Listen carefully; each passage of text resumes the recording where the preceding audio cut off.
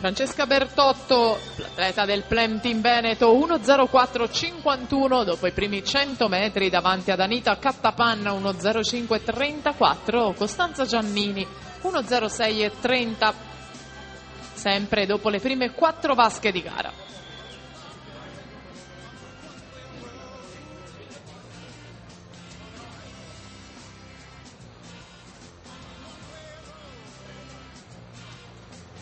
Bertotto rimane avanti 1.38.99 ai 150 metri, passaggio il suo, il più veloce anche rispetto alla batteria precedente.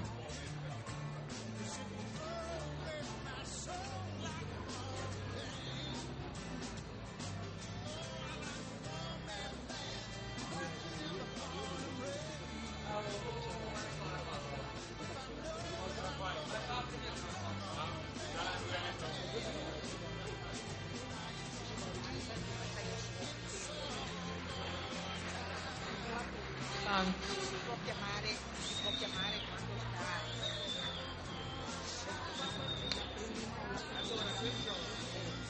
2.13.18 per Francesca Bertotto davanti ad Anita Cattapanna, 2.15.46, poi Giannini 2.15.62 ai 200 metri a metà gara. Si preparano intanto le atlete della prima batteria, la prima serie dei 400 stile libero junior femmine. In corsia 1 Giulia Fissi, SC Nuoto, corsia 2 Margherita Panziera, Veneto Banca Montebelluna. In corsia 3 Elena Mazza, Plem Team Veneto. In 4 Anna Cattapanna, Idros. Corsia 5 Marta Giovannoni, SC Nuoto. In 6 Sara Mariotto, Veneto Banca Montebelluna.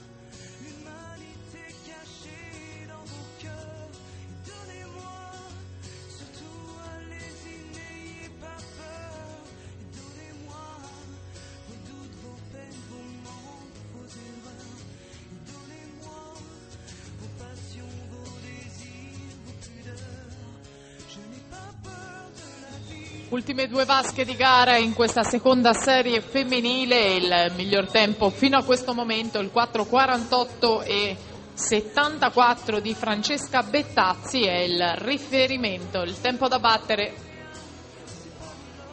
per Francesca Bertotto, che continua a condurre dei passaggi inferiori a quelli della Bettazzi. Dovrebbe far meglio, infatti 4.29.08 per lei, che va a migliorare anche il tempo di iscrizione per vincere la Serie 2 davanti a Costanza Giannini, 4.36.61. Francesca Paradisi è lì per la terza posizione, 4.39.71.